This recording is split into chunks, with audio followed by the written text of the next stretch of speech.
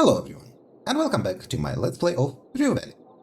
Last time, we sort of wandered around in a loop until we accidentally found Frank's truck. And turns out we can now restart the loop from the truck, which definitely diversifies our options. I imagine the key thing we need to do here, aside from talking to Frank, is to get to the sports car and then book it to the Coral Destiny lab or facility or whatever they had. But first things first, we need to finally meet Frank. I do wonder if his immunity to the loop, quote unquote, is caused by the fact that he is dead. So he's sort of, well, permanently escaped the loop. Life finds a way, even on a toxic basis. It bleeds components the way an animal bleeds. What? Metal for meat. What? I don't get it. Bleached beyond white by sun and chemical. Not much there, but empty desert and K-Range. We are not walking to K-Range. Yet. You can see the Kuiper Belt bar from here. In fact, you can walk there. We are not walking there. But it will be on the agenda. First things first, Frankie boy. If the water didn't kill it surely destroyed its form. You can't say if this is an animal or something.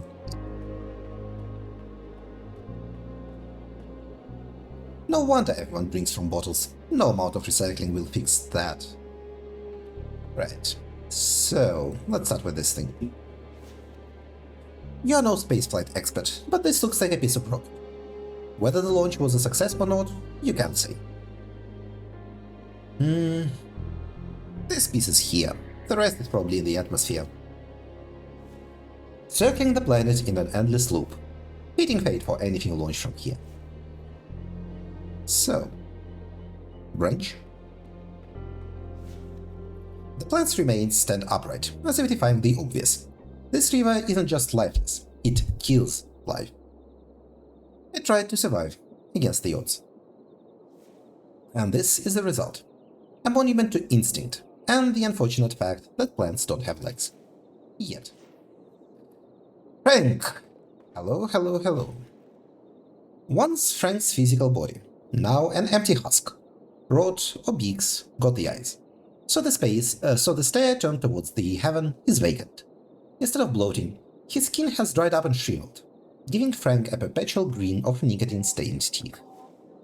There is no stench of death and decay, or feces for that matter. Maybe the overwhelming odor of mixed metals and acid coming from the river is the reason for Frank's desiccation. So this is what the end of the road looks like. Death waits for all. Such is the human condition. So, are you going to just leave him rotting away like this? Oh, right, because of our bruises we are because of our cognitive snap, we are no longer cynical. I'd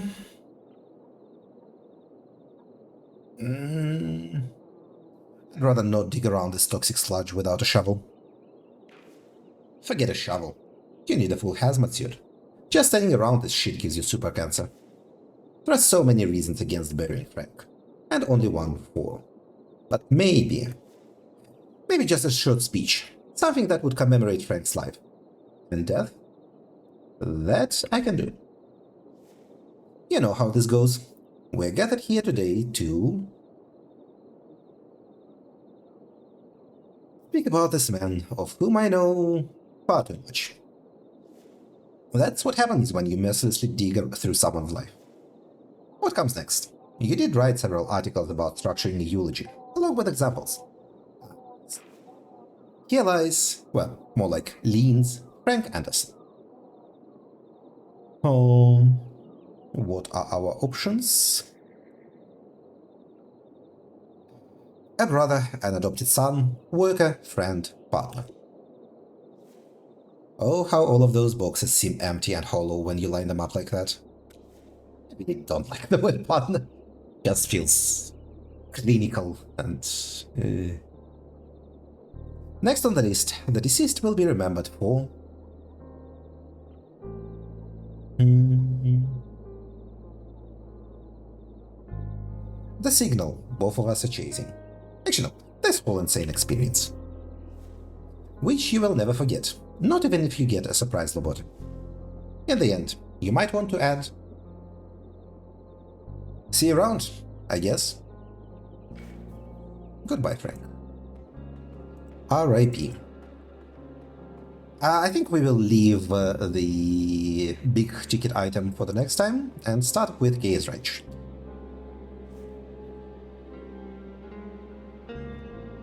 Let's see if we can get a drop on Alex by getting there early.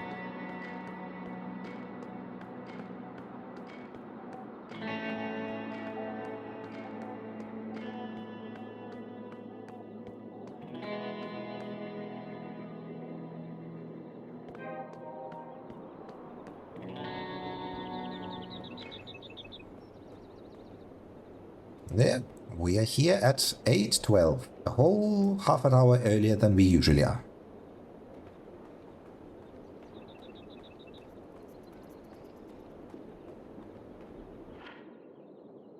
Okay. Do we want to check anything here? Probably not. Yeah, no, this is useless to us. Oh, we probably need to pick an intention.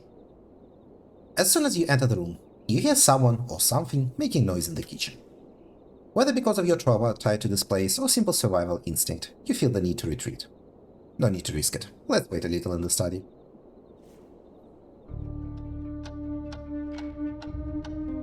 Okay, we're not actually waiting in the study.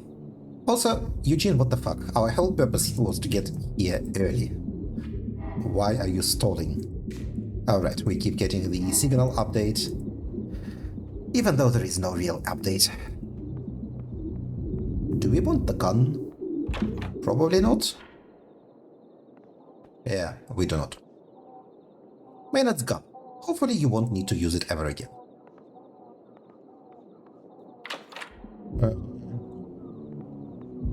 Why did we come here? I mean, yeah, I guess we can pick up her copy of Lillian Undercover. Just for the hell of it. Take the book. Oh, Lilith Undercover, not Lillian or Undercover. What was in this closet? This is whose bedroom? Ah, this is just the bathroom. Nothing here. Fine, let's go knock on Alex's door. Listen closely to the song and wait for it to finish. Hello, Percy Rogan. Predictably, the song falters and fades out. Start knocking. You hear footsteps approach the door. Pops, what's the password for today? Just open up. Hands up! Raise your hands. Who the fuck are you? What are you doing in my house? Who sent you? You know who sent me. You work for Coral Destiny? I knew someone would come sooner or later. Okay, feels like we're not getting anything out of this loop. How the fuck did they discover I took it? He waves his cannon around, emphasizing every word.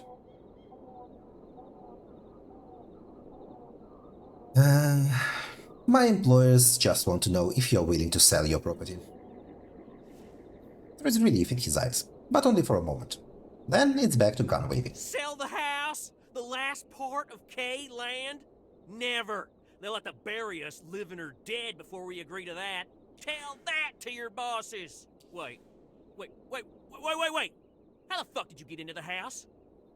Well, the door was left open, so... And you think that working for Destiny just saves you from trespassing charges? Well, fucking think again! Oh, I'm gonna call Cousin Cody now. He'll settle this once and for all. Okay. Oh, yeah! Now, start fucking walking. Yep, that was a waste of time. Oh well. Lesson learned, I suppose. Do not bother coming to Alexander K. He's still fucking useless. Hey, Cuz. Yeah, it's Alex. Yeah, listen. We had a little home invasion. Again. No, not like last time. No. No, I'm not holding a gang of children in Corn Festival masks again. There's a motherfucker here, and I've got him under citizen's arrest. Yeah, I'll tell you when you come here. 20 minutes? All right. Yeah, of course. I have coffee. If it is exactly 20 minutes, then we will have a whole 2 minutes to talk to him. Oh, we don't have to wait that long. Shut the fuck up! No, I'm not talking to you, cuz. The intruder's getting feisty. Okay. Bye-bye. He ends the call, grabs the hand cannon with both hands, never letting you out of the guns. Now we wait. And I don't want to hear a word out of you. Maybe if I come here way early, something would be different. No, because we had to wait for Alex to get the fuck out of the bottom floor, so you're here again. I thought I would reset here only if I'm in the car when the loop ends. But it makes perfect sense when you think about it. The loop doesn't reset, it rewinds. You saw it with your own eyes. So that means that I will never reset at Dr. Fink's office again? You got your wish, didn't you? It was probably a better starting point. Getting attached doesn't seem like you. Move the branch and get out of the car.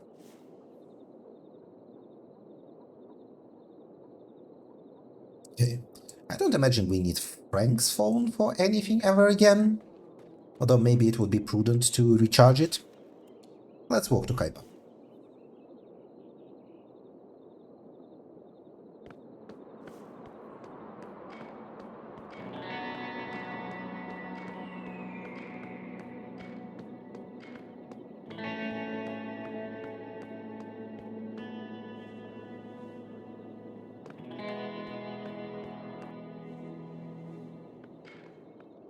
Okay, it actually takes surprisingly little time for us to get here.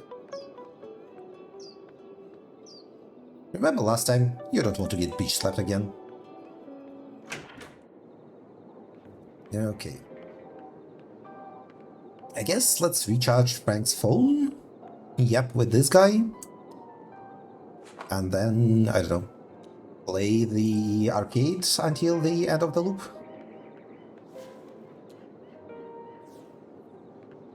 Hey, welcome to Kuiperbelt. I'm Travis, and you look like you could really use a drink. Okay, we cannot get a drink out of here. Noted. Wait and see what else happens. As you get lost in the absurdity of the size of the bartender's hands compared to the glass he's cleaning, time begins to pass.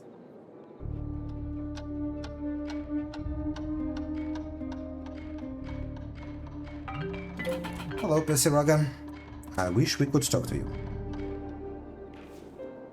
After a while, just as you start to get bored, you notice a tall silhouette with a flying saucer-sized hat enter the bar. Stare at her. You give her an intense look, yet she refuses to acknowledge your existence. It does look daunting. She does. Check your watch.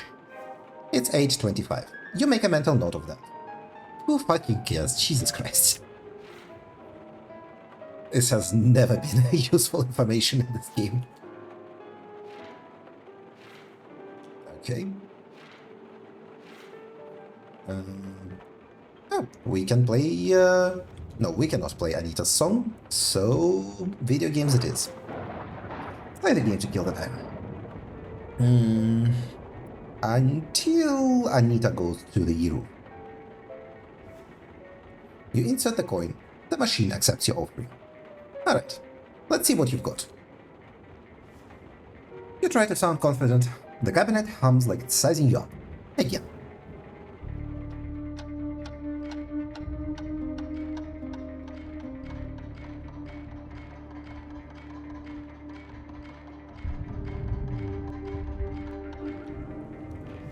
There is Jason. Enough for now. You've tasted simulated descent, time to return to the descent you can't control. Okay, we still cannot talk to Jason. Let's yoink the phone. Actually, no, we can leave it here and pick up in the next loop. Play the game to kill time, until the loop ends. You press start. The world outside shrinks and fades. All that matters now is this glowing box of simulated descent.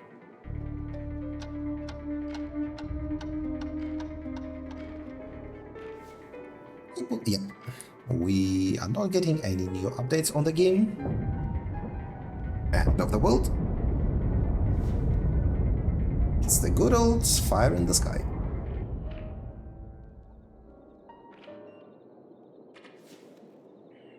Still with me, Mr. Harrow?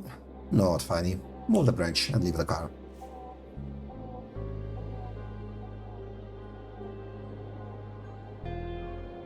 Come on, Mr. Harrow. Chop chop. Walk to Kuiper.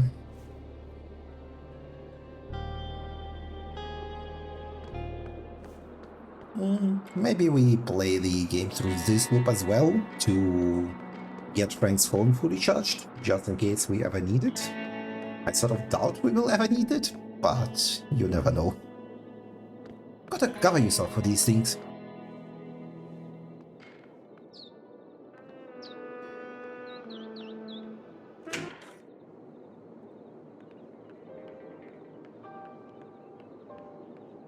How's the charge looking? It's half. Okay. Let's play the game for this loop as well.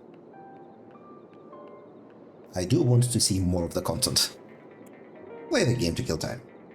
Until the loop ends.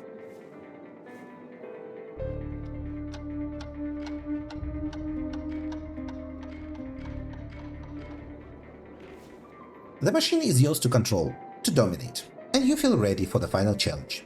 Space Shuttle. The coin clinks sharply as you insert it. A confirmation tone follows. Once selected, the shuttle scenario greets you with a full list of commands. And it's cinematic. Look at the command list. This one's serious. Primary descent systems, flight stabilization protocols, emergency overrides. The whole thing reads like an operator's manual. You've gotten the hang of this by now, but still, it's a lot. Watch the cinematic. Set to story music, the 3-minute video walks you through the history of flight, from closed wings and flailing limbs to trans-atmospheric shuttles and orbital probes. It ends on the face of the woman whose voice narrated the whole thing. At Coral Destiny, we are ready to leap from the shoulders of giants and go farther than anyone ever dreamed. Join us. Let us turn dreams into destiny. Propaganda. It's everywhere. It's a corporation. What did you expect? That they would skip the perfect moment to sell your future with their name on it. Begin descent. The countdown initiates. The screen shifts. Blackness, depths and infinite, studded with static stars. Below, Earth. A pale blue marble cradled in the dark. It's just CGI, rendered lighting and programmed perspective. But still, it gets to you. It does look spectacular. Yet, it frames everything. Your victories, regrets, hopes, dreams, your entire life. Suddenly it seems small, manageable even. You start the descent. The screen slowly bleeds into red and the turbulence begins. You are re-entering Earth, and the machine is not quiet about it. Red alert. External temperature readings are spiking. The hull groans under mounting stress. Too much, too fast. You're cooking on re-entry. Open auxiliary heat vent and stabilize the shuttle. The secondary vents release a burst of steam and glowing plasma. Temperatures start to stabilize. You bought yourself time. The shuttle stabilizes, and your descent continues. Slow, tense. But then, the screen begins to flicker. Glitches and black frames and all. Can't tell if the arcade is falling apart, or if the simulation is simulating loss of visual navigation. Reroute non-essential power to the screen. Systems flicker, adjust, realign. The screen stabilizes, visuals return. Barely, but enough. The runway is in sight. Still distant, but drawing closer with every breathless second. Suddenly, the screen lurches and the shuttle begins to spin. The gyroscope snaps into madness. twisting and dragging the shuttle into a dance you didn't ask for. Deploy atmospheric stabilizers manually. Manual flaps extended. Air resistance corrects your spin gradually. You are descending in a glide now, not a spiral. Slowly, you align the shuttle. Its nose levels out. The descent controlled. It's contact. You've landed. Flawlessly. 15th place. Solid. Respectable, one would say. Enter your name into the high score. As Eugene. There it is, your legacy. Reduced to 3 blinking glyphs. Continue playing the game. Again? Oh, of course again. Quitting is for people with closure. You've got a vendetta. Well, it feels like we are maybe then close to the end of this arcade game, so maybe we can spend a couple loops coming here and playing the game. I don't mind actually, that sounds alright.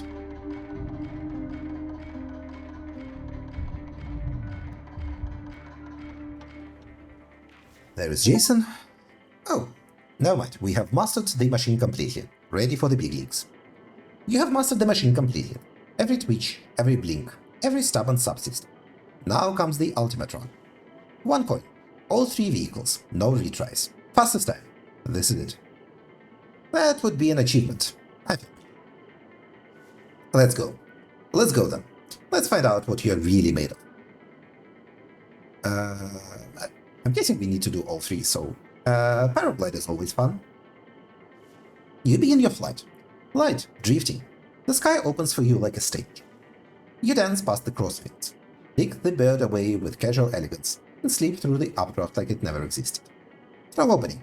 You're not just surviving, you're thriving. Time for the chill ride with the helicopter. The screen is live and you greet the cockpit like an old friend. Tailrotor problem? Solved. Panic passengers? Reassured. Descent? A control collapse into brace. 2 down, 1 to go. This is it. The endgame. Space Shuttle. The ultimate journey. The Earth waits below, a curved, blinking welcome mat. You overcome every hazard, every brutal twitch of the descent, and then touchdown. All 3 in 1 run. Top scorer, and by far. You can enter your name, etch your triumph into the machine's first place slot, dethrone Judy. Except something stops you. An unsettling idea. Judy, the pilot, the one who trained in Coro Destiny's simulations, who left this ghost of yourself behind. If you do this, you erase her. One of the last traces. One of the few things that endured.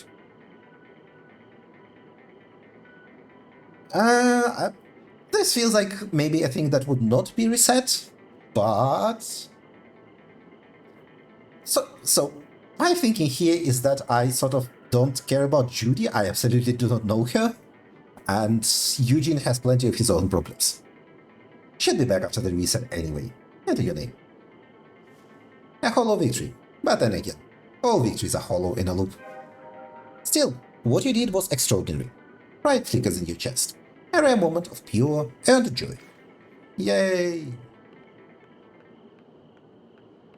What's Hey, up? I'm Travis. Okay, Travis is not here to congratulate us. Noted.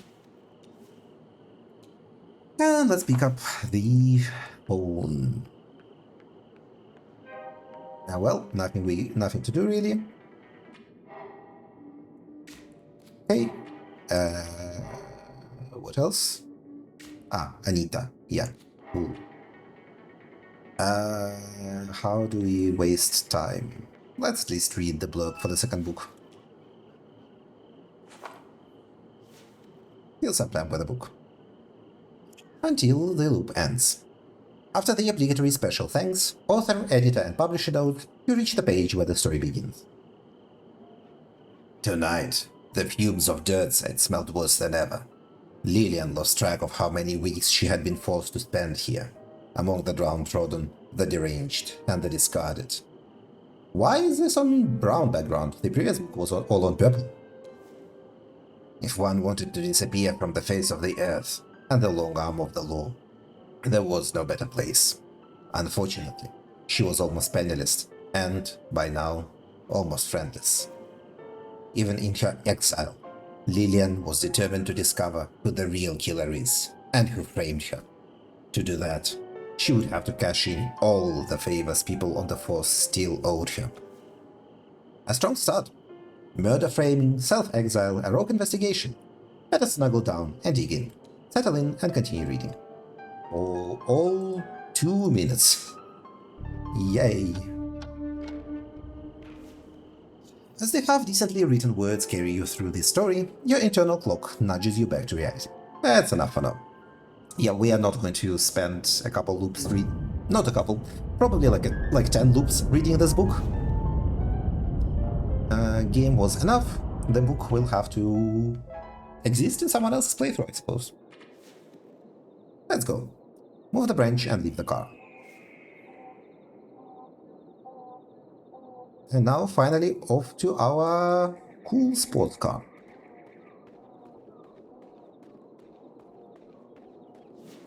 Walk to Kuiper Belt.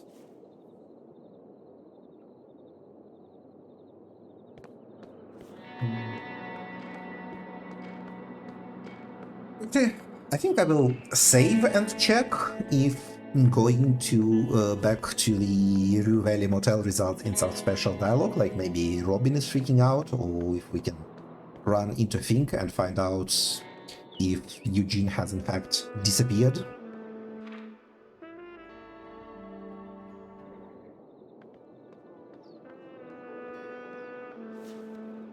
We go to the motel.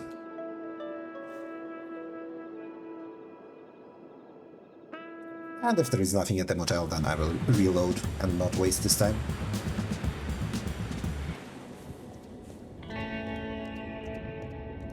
We didn't get a call from Percy Rugger, unfortunately. So here we are, soaked to the bone. There is our car. Nothing. Cannot talk to Fink.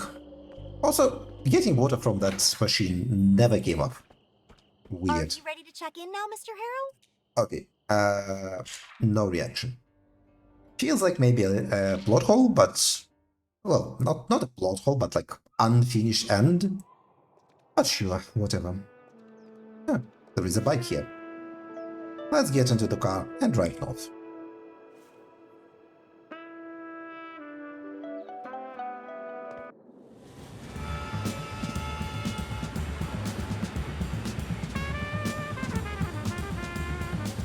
Let's see if... oh, here's Percy. Hello, hello, hello. Hello, sir. Am I speaking with Eugene Harrow? Haven't heard you in a while. Mm-hmm. My name is Percy Rugger, and I'm a senior sales executive at Ulterior Paralegal Exploit Consultancy. We'd like to offer our help regarding your case. That sounds great, Mr. Rugger. But I have a question first, if I may. But of course, Mr. Harrow. I'm here to answer any questions you might have. At your service, as they say. Alas, we have fuck all to ask him. Sort of weird. That's how little we can ask Percy Rugger. But I complained about that enough. Overall, I imagine we are approaching the ending, and I feel like Rue Valley is a pretty cool game. If maybe there are areas of it which feel unfinished, like the whole Percy Rugger thing. He's just such a minor part of it that he doesn't really contribute to anything by his existence. He feels more like a promise of something than that's not being delivered on. Yeah, some minecarts. Workhorses of a previous era, left to rot in the sun and rain. Oh, there is... no, this is Ben. An express elevator to the center of the Earth, out of order until further notice. So, lots of things to check out. Okay, nothing there. Let's go left to right, I suppose. The plaque looks professionally crafted, made from costly materials, silver and gold woven together.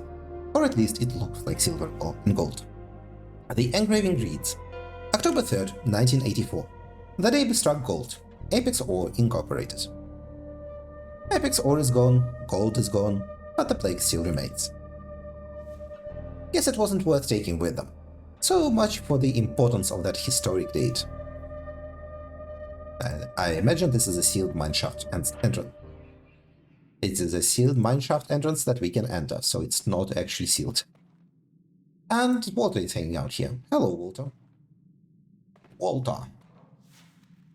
The long, dark tunnel ends with an unexpected pool of weak light, and a man standing in it, turning his head left, right, as if in confusion or fear.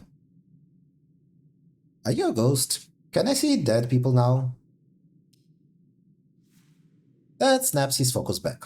His train of thought breaks clean in the middle. Dead? No, nobody dies today. As your eyes adjust, his outline settles into detail. An old man. Truly old. Sparse grey hair stands like brittle antennae over a face scored by years. He looks like the Walter you saw on the Kay family tree. Much older, unkempt, but unmistakably him. Walter, I know how you leave the house. Through the secret passage. Suspicion sharpens his watery gaze. He shakes his head and looks you over, toe to crown. Yeah, I know you. Were you part of the 4 Children movement? Too many people, I couldn't remember them all. Nah, that's not it. Working with my grandpops then. Nah, you're too young. Never mind. Don't know what you're talking about. He seems safe enough, but a feeling gnaws at you. Something isn't right here. Walter, what are you doing here? He half turns, as if your question finally catches up with you. First, you tell me. You support Bill Thatcher? Nope. That's a good boy. You might be an outsider, but your heart's in the right place. Apex Ore props him up, and there's nothing I could do. Except I'm not without teeth. But that was decades ago. Yeah, the man is senile. Keep up, Eugene. Get with the program. His hand snaps, as if you stung him with your words. Nonsense, boy. I lost the election 4 or 5 years ago. Apex Ore's still expanding, and no one's stopping them. The thread of thought slips from his grip. He drifts into a slow mumble, lost not just in place, but in time. He is alive, and someone swore he'd wander back home sooner or later. Still, he isn't well. You can't just leave him like this. Walter, go home. Home. Yeah, home. Maxine's there. She's worried. I just need to make sure everything's in order. He is oblivious to your attempts to steer him. He is oblivious to your attempt to steer him. At least the loop keeps him safe. Okay. Can we use this information to talk to Alex peacefully? Yes, probably not. Not like Alex gives a shit. Back out we go. Bunch of junk. A strange heap of discarded things. Rusted mining gear, twisted and broken, mingling with newer scraps like plastic piping. It looks like 2 eras colliding. Apex Ore and Coral Destiny. Their legacies dumped together in one heap. That legacy is nothing but garbage. Progress always leaves trash behind. Sometimes it hides it well. Sometimes it just doesn't bother. Okay, there is a Coral Destiny entrance. Bell's car. It reminds you of your old one. Does it? It looks nothing alike. Eugene's old car is tiny. Close until the launch is complete. So only one place to go. Hello, Ben. It doesn't take you long to connect the image to the voice you heard over the phone. That's Ben. Just let him be. Okay? Sure? An overly designed intercom, looking like it was ripped out of the spaceship command deck. This can only mean one thing. Coral Destiny. Press the touchscreen. Yes? As the video feed switches to the face of a seemingly young woman, you feel a prickling sensation at the back of your skull. Why?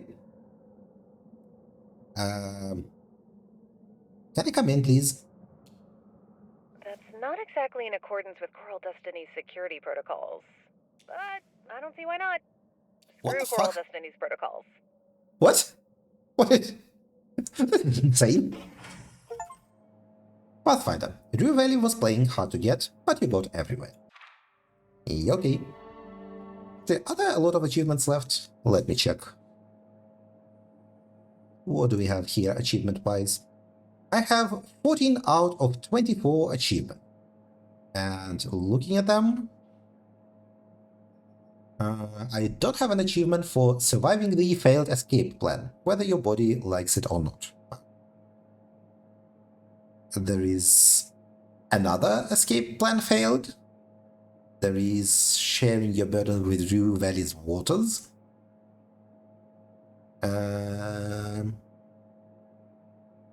is an achievement for what is probably using very few loops. An achievement for hearing every fragment of Judy's recorded message. I'm not sure if I have missed that already. An achievement for deleting all media. Okay, yeah, I'm not sure if which of these are optional and which are mandatory and which I have already missed, but who cares?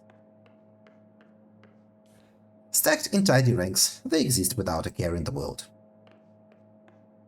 Numbers and charts, useful only if you know how to read them.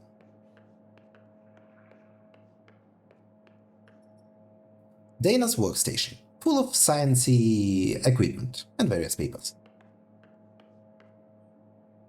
It looks plain and fancy at the same time. Does it look plain? If you say so. Fancy pants, Eugene. Hiya! So sorry about that sterilization procedure, but it's necessary in a facility of this type. You sort of sound vaguely like Robin. I wonder if they share the voice actress. And don't you worry about the chemicals, they are all organic in origin.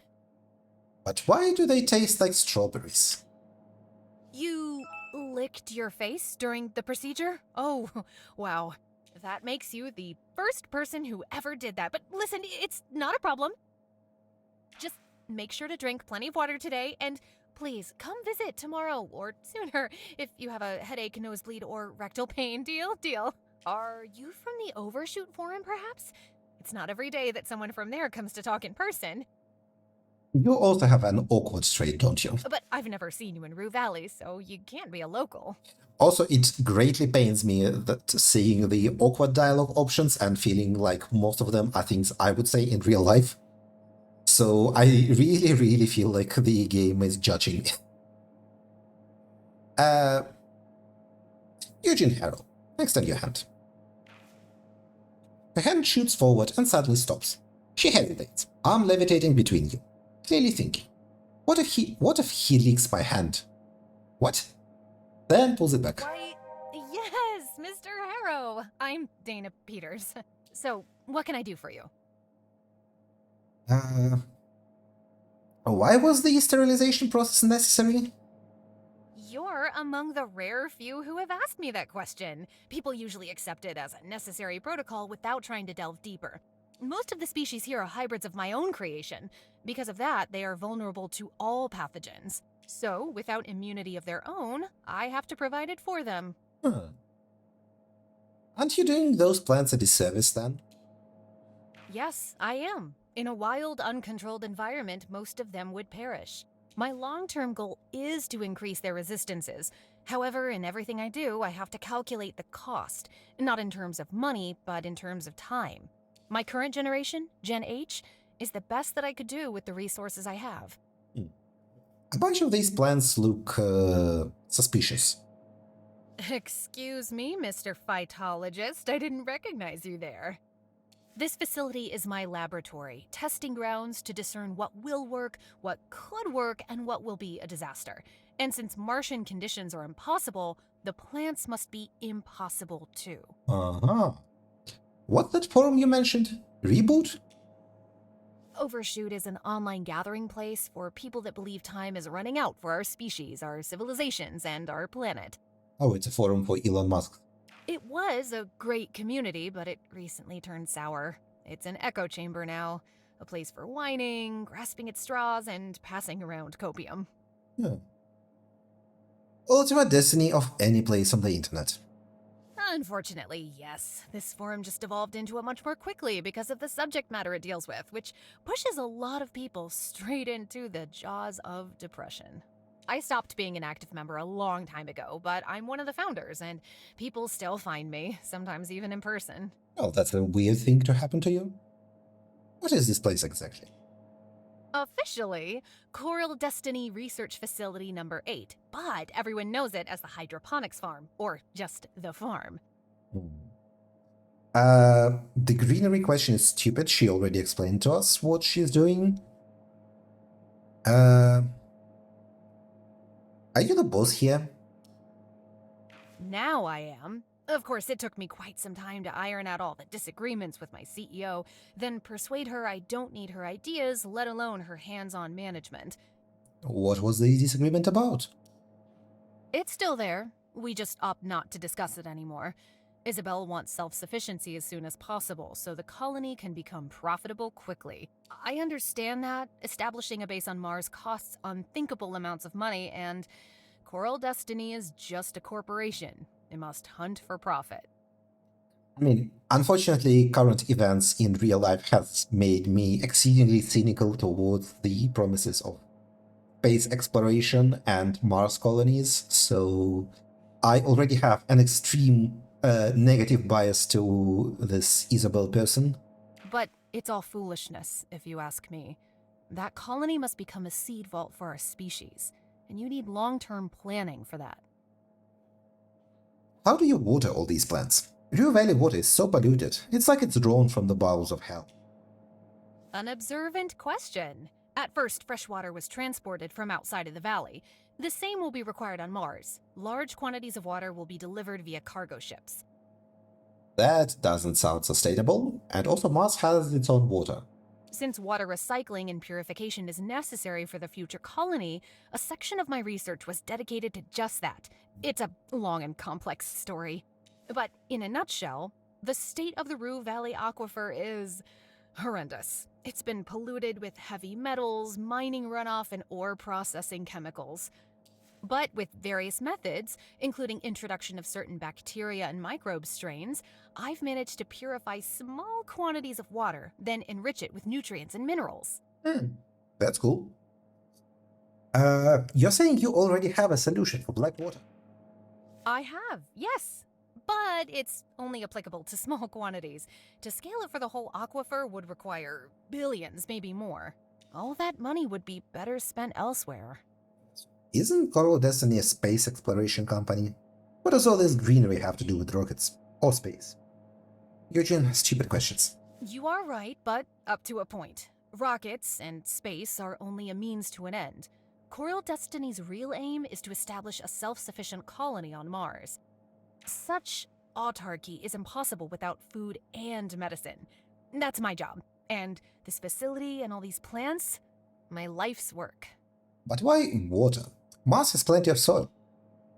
Most of which is completely ill-suited to growing plants.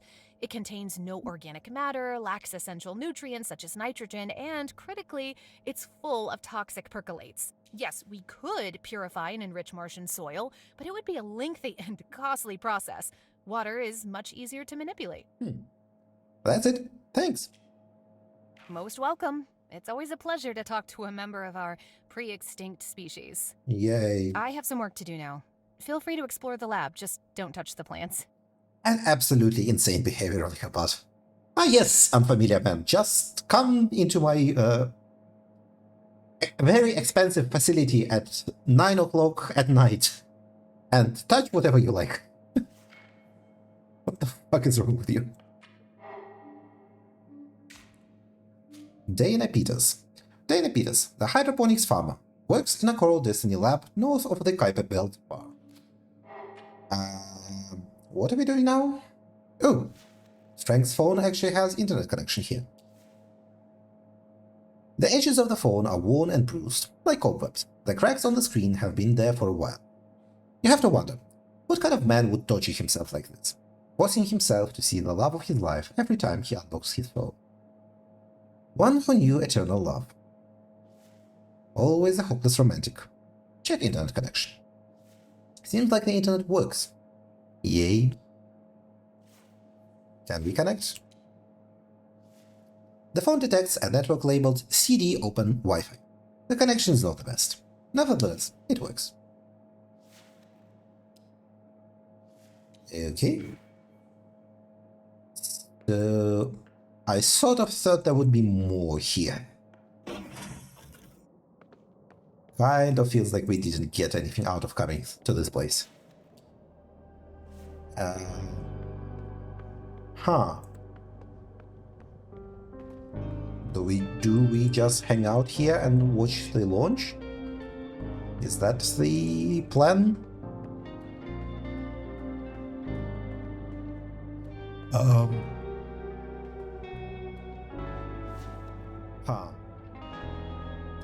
What? Oh. Okay. Play a quick match of hyper-casual protagonists, I guess, until the loop ends.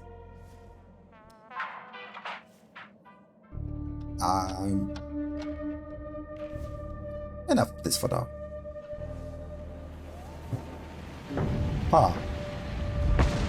Really uncertain as to what we're doing. Why did we come here? Was there? What is our objective at the moment? I guess we probably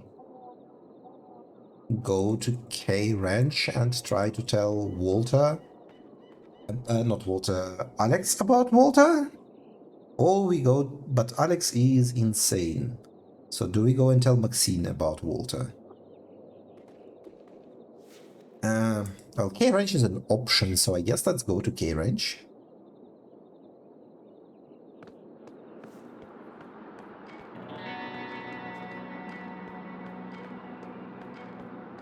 I am rather confused at what to do right now.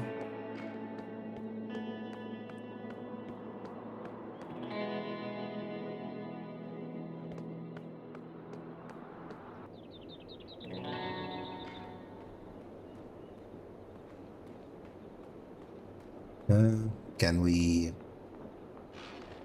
Okay, we cannot knock on the door while we know that Alex is there. So we would be able to talk to him in a non-insane way. So, oh, okay, no. We apparently just needed to come here way earlier. I see. No, Alex is not locked in his room during the entire loop after all. He seems to be occupied with something at the window. Try to figure out what he's doing. He's testing whether the bars are still secure. Most likely trying to figure out whether Walter used the window to go AWOL. As you watch him move around, you catch a glimpse of some. A gun, tucked into his waistband. The gun. Good thing I didn't just barge in. Right now, waiting is your only option. No need to risk it. Let's give him some time to return to his room.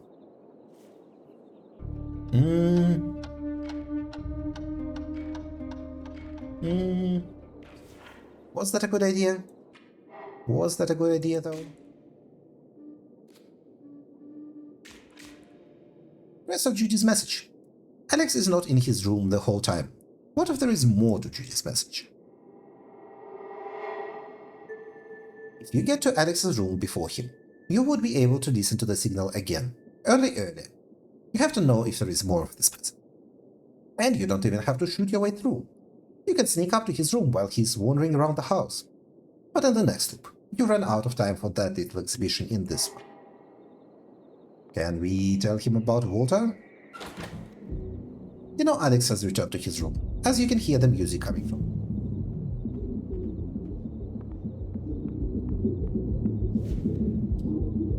I mean, it's not like we have much to do here. This is maybe a foolish thing to do because it would make Alex do various animations which slow things down. But let's see if we can talk to him about Walter. What's the password? Hands up! Who the fuck are you? What are you doing in my house? Who sent you? This is Oasis Road 256. No? Shut up! Let me think for a moment. His eyes dart across your face. Left, right, up and down. and something in his gaze invokes dread deep in your gut. Then he repeats quickly, Who said quietly. No one? Is that right? Then what the fuck are you doing in my house? What the hell? I'm crazy for even asking you anything and trying to make sense of it. You would say anything to save your skin right now. I'm gonna call Cousin Cody and he'll shake you up. Check if you're full of shit. Now, start fucking walking. Yep, waste of time. Alas.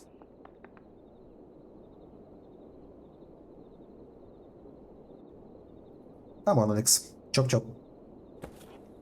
On a schedule here. Hey, cuz, listen, now there's a 20 minutes? Not now we wait. 20 minutes to the end of the loop.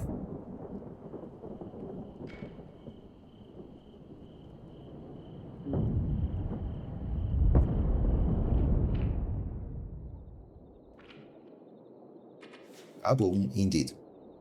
But now we at least have an objective. Let's go to the fucking K Ranch again. Come on in. Pick up Eugene.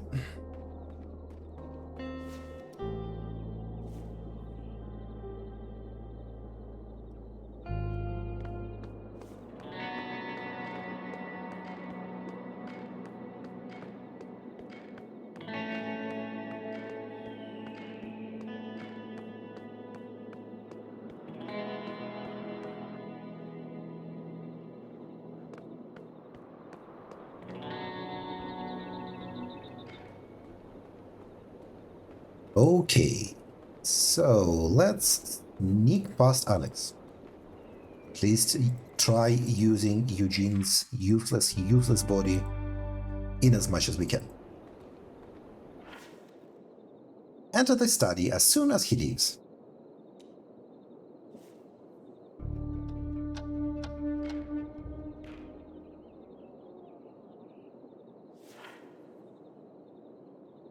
Okay. He is here, but he hasn't seen you yet. Hide in the bathroom and spy on him from there. You slip out of his line of sight at the last possible second, leaving the door cracked, just as Lever, who keeps tabs on his everything. But very soon, he moves into a blind corner you can't see. Out of sight, but not out of earshot. Fine, I'll trust my mouse keen ears. He's out there, no doubt, busy with whatever people out of sight do. He's prowling somewhere close. All that's left is to wait, eyes sharp, breath wide, and seize the first opportunity to slip past him. But until that opening appears, you're stuck with dead minutes to bleed. Time to kill. Count each drip from the faucet. When he's just making himself dinner. Footsteps fade away. He is probably in the kitchen now. Yay! Sup, bitch? As you step on a stair, you hear a very loud click. He heard you. Move. Anywhere now.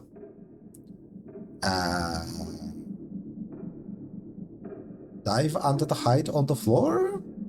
Usefulness questionable? Sure. Dive under the hide on the floor. We have the straight, let's use it. Darkness greets you, along with a cloud of dust and airwaves, and a wild stench. It's the smell of an animal that was killed, skinned, its pelts dried, and then dirt and microbes gave the hide a second life. Quit messing around. You there? If he comes closer, there is no way he'll miss the huge lump under the hide. Spread out, to look smaller and less obvious. Unable to see anything, your brain goes into overdrive. A million thoughts race through your head. The agony drags on. Waiting is all you can do. Bob, stop fooling around and show yourself. This house is falling apart. Everything creaking to high heaven. The sound of his voice tells you he is back at the kitchen. This is your chance. Get into his room, now. Walk to Alex's room. And avoid that squeaky board this time, so we don't have to go through this again. You ease the door shut behind you. Its faint click swallowed by the silence in the room. Lock the door. Now let's check if you can catch some signal at this time of the loop. Don't linger. Every moment counts.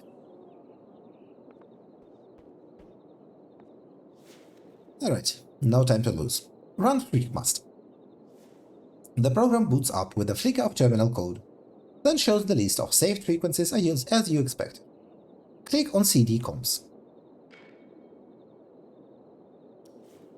I hope it doesn't repeat the entire message.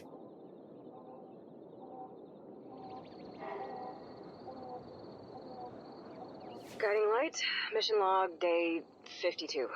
Happy to report I'm still alive, though honestly, my steady diet of protein curry, pea stew, and oat and berry paste has seriously made me contemplate taking my own life.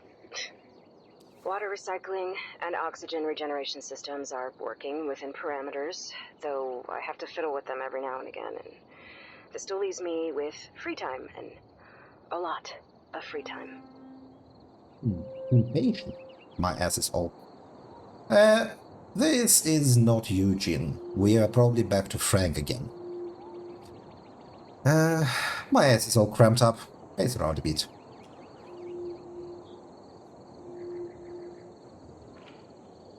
Left unoccupied, want it or not, my mind wanders back to Earth, and this is a dangerous journey. I mean, just one treacherous step away from plunging me back into the pit of despair, and I can't let that happen. No. The pit is not a good place. You were trapped there almost forever. Until I got you out. Frank's inner voice, I am afraid to say I do not really trust you. You have kind of been full of shit before. And also Frank is an asshole, so how well can you steer him? It's a paradox. I can't think of home, but I need to think about ways of getting home, so to stop myself from wandering, I focus on new mission parameters. I think, plan, then I flip the mental table and I do it all over again. Oh, right. Frank? Fucking hell. You're not only interrupted, you're interrupted by Riley. What fucking next? Will Ben and Fink jump out of the pickup truck and scream this is an intervention? Frank? It's not a matter of selecting the method. I mean, there's only one anyhow, and I have to take it. The slingshot maneuver. It's a matter of resources, or lack thereof. What are you... Oh, shit. Oh, she finally gets it. Now let's focus on what's important. Here's the thing. Guiding Light was 91% done with the Transmars injection protocol when the fuel injection system malfunctioned. This put the ship into an almost stable orbit with Mars. Almost. Almost stable is good enough. Worked for us, buddy boy. When I ejected the lander, it assumed the same trajectory as the rest of the ship, but it was further degraded by the explosions. As it stands right now, I'm in an anomalous Earth-Mars orbit, doomed to a perpetual circling, never to reach either planet. A loop, if you will. Well, look how many people are stuck in loops in this universe. And ours. You're not doomed, Judy. You're not. Here's the other thing. Because I'm sometimes forced to use my fuel for upkeep of the various systems I've built in this tin can, my reserves are at 71%. This is enough for a few controlled burns, yes, but that's it. Especially considering I'll have to save at least 12% of that fuel in order to survive the trip back from Mars to Earth. She should have had more fuel by our calculations, right? Right. Something's off here. Frank is not paranoid. These are the two key points, the cruxes of my issue. So here's the proposed solution. I've been going over these calculations I don't know how many times. I need to perform 2 burns and to be extremely careful about fuel efficiency. Frank, we need to talk, now. The first one needs to correct my trajectory, get me in a stable orbit of Mars. The second will be tricky, much more so, as I need to escape Mars orbit, which will require a lot of fuel. Maybe all of the fuel. I don't think Frank respects his sister very much. Unfortunate. Fuck's sake, Riley. Can you hear it, Judy? That did it. She bit her lips hard, but doesn't open them. Bravo. Yeah, Frank's inner voice is an asshole. Now, the first maneuver will affect the other. If I fuck up the first and get too close, I might not have enough fuel to get out of the planet's gravity well. Or if I don't course correct properly, I'll just shoot past the planet and get into an even worse trajectory. Still, the results of the model I've built are conclusive enough that I'm willing to take the risks. Now I just have to stop doubting myself and pentuple check every single number. Again, I'll record again later. Have to conserve power as much as possible. Frank, please. Alright, guiding light mission log day 54. Can't sleep, so I've decided to crunch some numbers. Again, I'm sick and tired of talking to the walls, so what the hell? Sunshine's plentiful, let's waste some kilowatts and record this thing.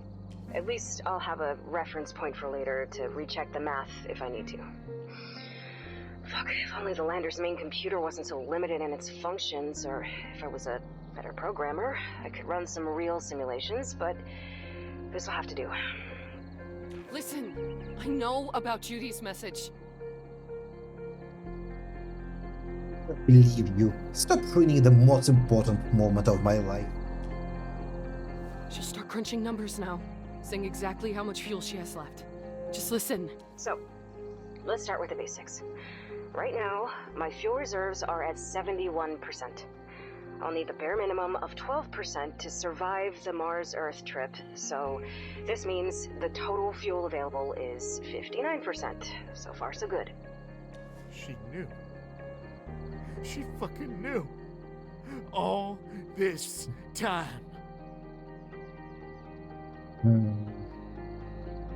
Fuck, Riley. The actual fuck. All these years, you knew. I never said a word for exactly this reason. I heard the whole message when Judy's lander reached near-Earth orbit. Like it did again. Just look at yourself. Imagine how you would have been if you'd known the entire time. Fucking hell, Frank. Even now you think she's alive. You know that she couldn't be. Hurt her. Rip out her tongue, pluck out her eyes, bite off her ear. Hurt her! Hurt her! Hurt her! Okay, yeah, Eugene won the lottery on his inner voice. His conscience at least tried to help him. Frank's is just completely toxic.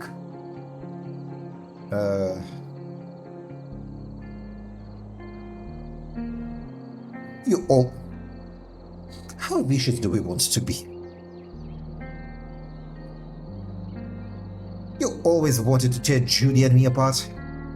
For fuck's sake, listen to yourself, Frank! You're fucking delusional. I introduced you to. I helped when you had issues. Why would I want to keep you away from her if she was even still alive? She struggles. She hackles her hair, teeth bared. But she's in pain. More.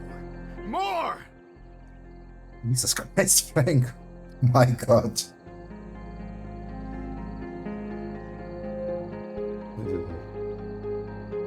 If Mom didn't get pregnant with you, my family would have left the shithole. And both Mom and Dad would still be alive. No, that's not true. They never wanted to leave. They were happy here. You're just making shit up now, Frank. Let her have it.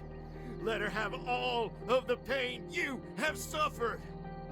Can we stop being frank? I don't want to be frank. No one should be frank.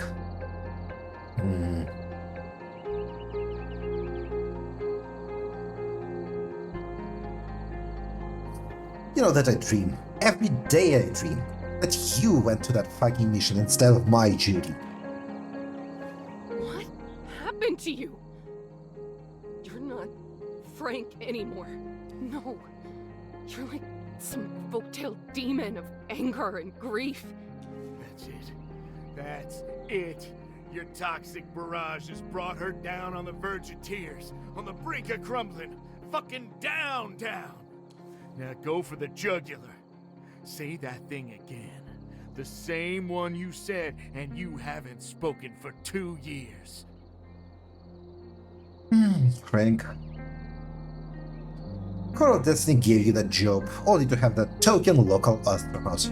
You didn't deserve it. You didn't earn it. You were never good enough. The sweet, succulent taste of revenge. And you take your hurt and spread it around like an emotional disease. Yeah, the entire game I thought Eugene is in a pretty rough state, but Frank is infinitely worse. You really think that? I wondered back then if it was just a slip of the tongue, but no. I do. You really think that? Oh, for trans-Earth injection... Fucking napkin math. Okay, initial mass after the first burn will be around 4,270 kilograms.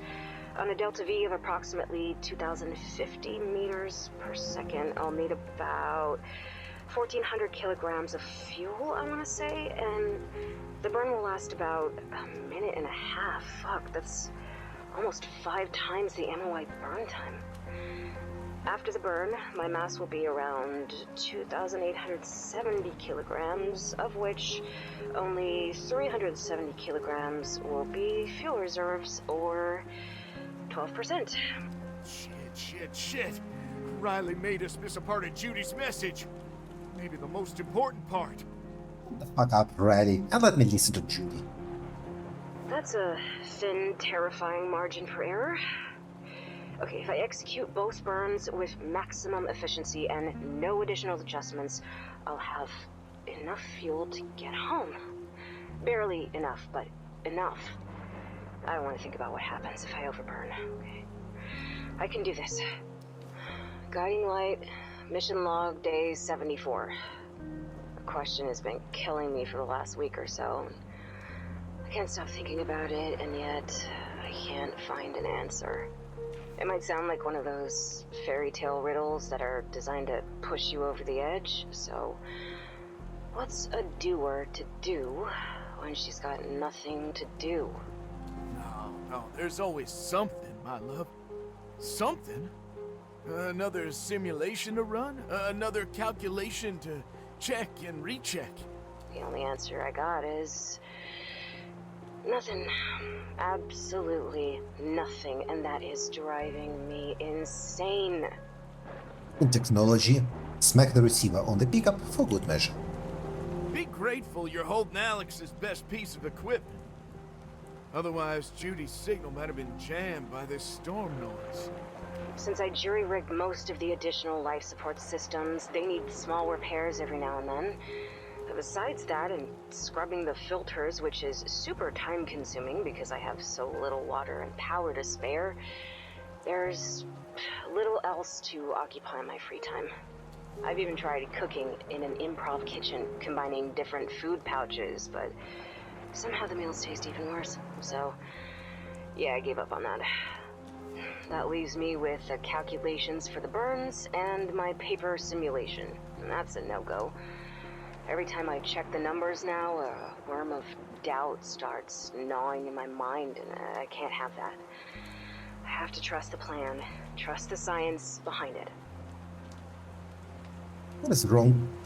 Okay, I feel like the implication is that the audio quality should be getting worse, but it doesn't?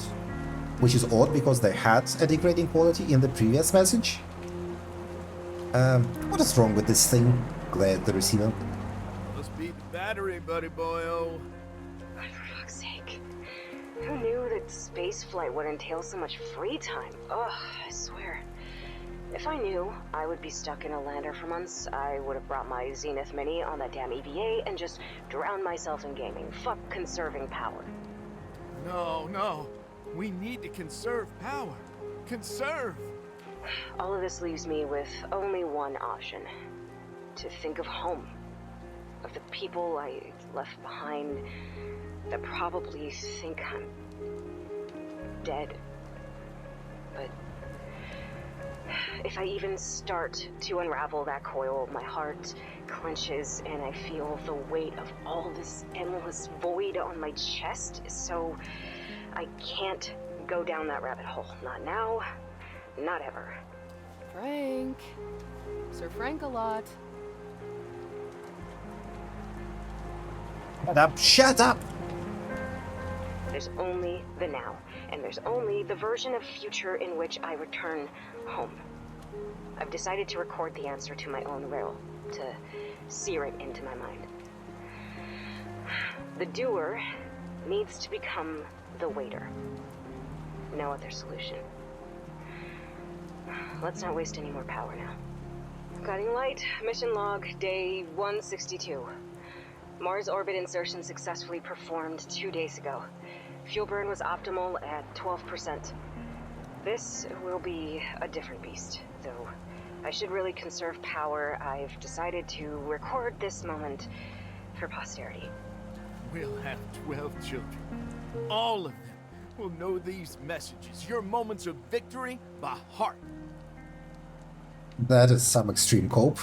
Fast approaching the planet. Velocity 7.34 kilometers per second. That's not the only reason. I need to stay focused now, and talking to these metal walls just doesn't do it for me anymore. Instant everything, Riley. Everything. Drive to the motel for a spare bed. It's faulty Riley's fault. We get 12. To the Viking best of my Frank. knowledge, the course correction maneuver I executed 2 weeks ago was a success. Though it did burn more fuel than I hoped, telemetry suggests I'm still on a viable course for a slingshot. All my trajectory readings are on point. Frank, wait! You'll get yourself killed! Is Riley chasing us with her bike? And now, for the real deal. Trajectory check, locked. Expected periapsis, 120 kilometers. Delta V budget, 20 seconds. Computer, start countdown. Fuel check at 65%. Attitude control system, aligned at 0, all 3 axes. Gyroscope stabilizers, active. No unexpected drift. Pitch and yaw meters, stable. Frank, stop! For fuck's sake! You're too disturbed to drive. Right. Thrusters, engaged. You better work, motherfucker. Engine temp approximately 210 degrees. Within parameters. Delta V readout 7.40, 7.48. Good, good. Fuel rapidly falling. 48%, 46%. Shit. Delta V readout 7.5, 7.53. Rechecking orbital trajectory display. I'm not gonna fucking make it. Yes, to the max. Fuel recheck 40%, falling fast. Shit. I'm getting too close to Mars, and I don't have enough fuel to get out of the planet's gravity well. Morning burn! Stop, fucking Anderson! Stop, Frank! Fuck!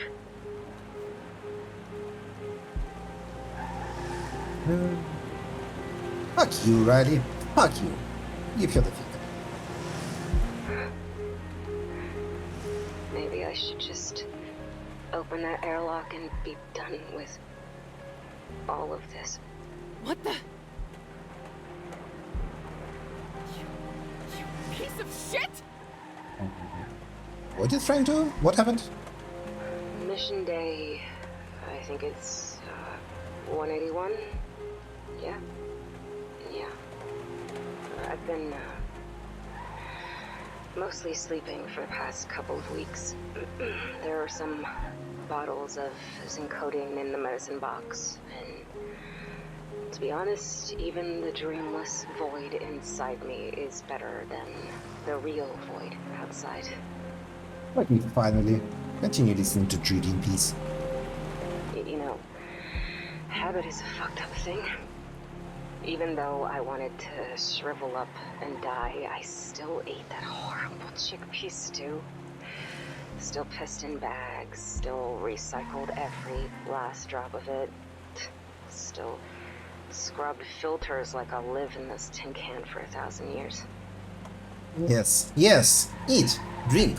You need to stay strong until I say. I couldn't get myself to record anything earlier. Didn't know what would even be the point. I let my pride rule me by recording the burn, and I'll have proof of my success, you know? A statement of my genius. Judith Resnick, the brilliant problem solver. What I have instead is just a reminder of what a fool I was. Damn. Always so hard on yourself. You have to stop whipping yourself, love. By now, this is all just ramblings of a broken down woman, and nobody in Coral Destiny's Star Command is interested in that, right? So, why am I recording this? Because I have to stop being selfish. I was so laser focused on getting out of this shit loop that I haven't really been thinking about what I left behind. Who I left behind. I didn't dare to think, and right now, I have to. Though it still breaks my heart. Frank, I've never met anybody who had more resolve than you. Life threw shit after shit at you, and you just kept shrugging it off and going on. That's why I fell in love with you. The unbreakable man. I'm sure there are scars, but as you said, they're just a testament of the shit we've been through. You have to be proud of your scars. Wear them as medals of honor. Thinking of you and how you would approach this made me get up. Made me clean myself after 2 weeks. Made me put up that flipped mental table and start planning again. You were also our guiding light in our darkest of nights. It's not very interactive, but this is a really good section. It is getting me a bit emotional. Yes, the fuel is insufficient. Yes, my trajectory is shit. Yes, my vector of approach is abysmal. But there must be a way out of this shit. Must be. And I'm gonna stop this train wreck of thoughts now. Judy out. I'm coming, my love. I'm coming! And then Frank crashed and killed himself. As Judy's voice is scrambled in the signal's interference, so is the vision. You find yourself back in Alex Kay's room. So, this is the recording, and it has been broadcasted before. When Judy's lander was close to Earth. Now it's close again. That's why you can catch the signal. And Riley heard this message before. Yes, and most likely without interference. She hid it from Frank. So Judy can't be alive? She can't. With the lack of resources she mentions, not for that. I need to get my hands on the whole message. How do you intend to do that, now that Riley is out of your reach? I don't know. Well, one thing is for sure. You're not getting out of this room until 8:47 PM. Yeah, wait until the end of the loop.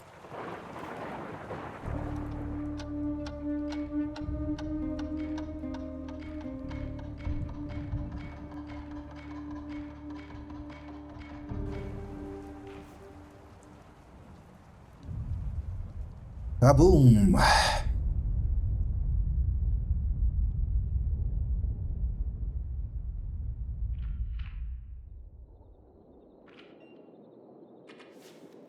Let's go. Move the branch and leave the car.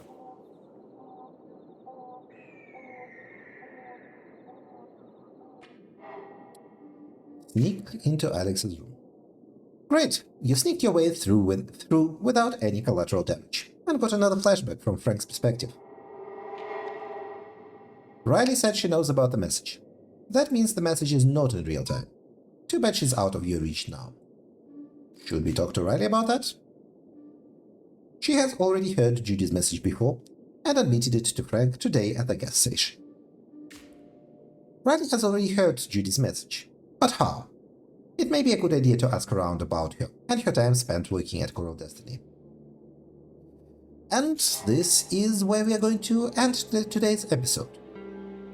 Thank you for watching, everyone, and we'll see you next time as we investigate more of the message. I imagine we must be really close to the end of the game. Well, bye-bye!